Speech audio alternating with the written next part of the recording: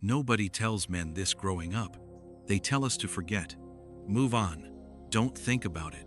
Time will erase it. So we try. We distract. We bury ourselves in work, the gym, noise, ambition, silence. We convince ourselves we're fine because we're functional. We stop talking about it. We stop naming it. We stop touching the wound. And yet, years later, one song, one smell, one random memory can still hit like a punch to the chest. That's when the truth becomes unavoidable. You didn't heal. You just avoided.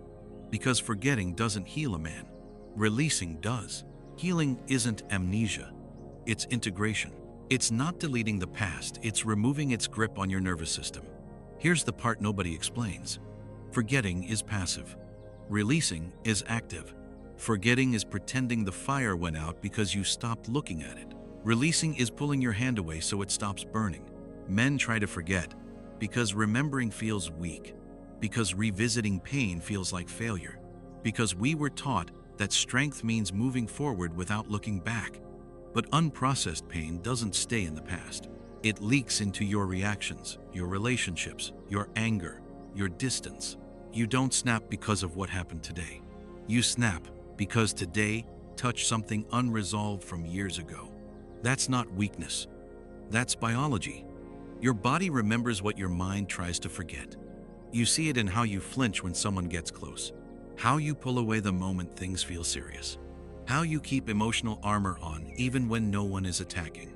You're not cold. You're protecting an old wound. And here's the hard truth most men don't want to hear. Avoidance feels like control, but it actually hands control to the past. As long as something can still trigger you, it owns a piece of you. Releasing is how you take that power back. Releasing does not mean forgiving too fast. It does not mean pretending it didn't matter. It does not mean reconciling with people who hurt you. Releasing means you stop carrying the emotional weight of something that already happened. Think about it like this. You can remember a scar without reliving the injury. You can remember the lesson without bleeding again. That's healing. Forgetting says, this didn't affect me.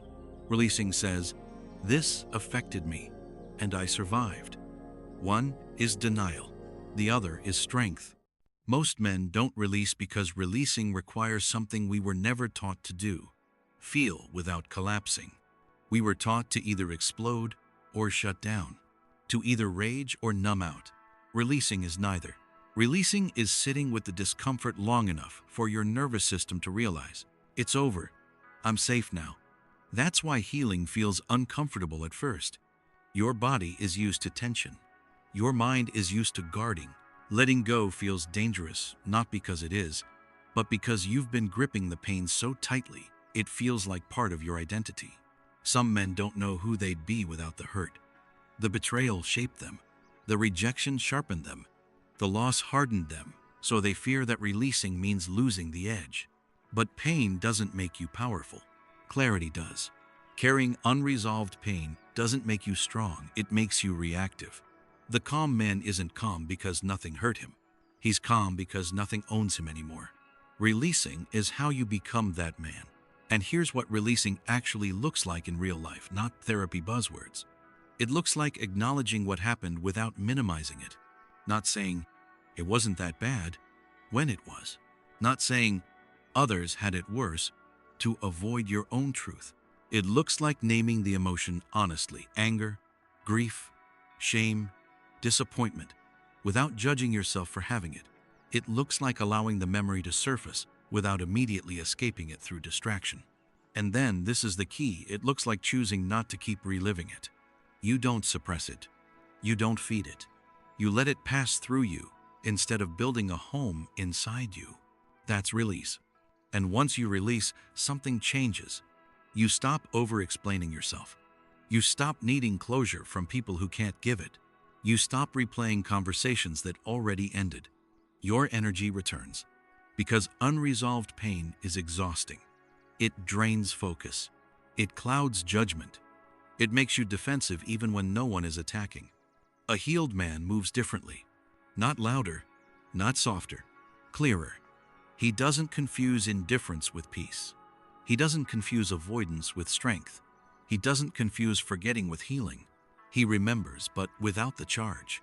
The memory becomes information, not a weapon. And that's the goal.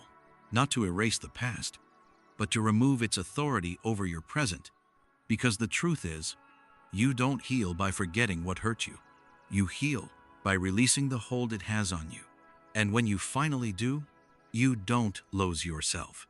You finally get yourself back.